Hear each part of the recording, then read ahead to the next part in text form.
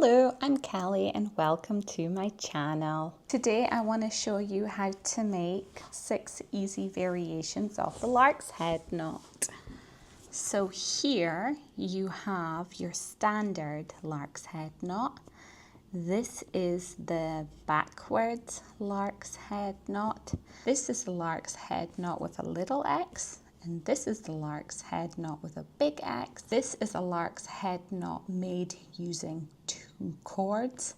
And this here is the vertical lark's head knot.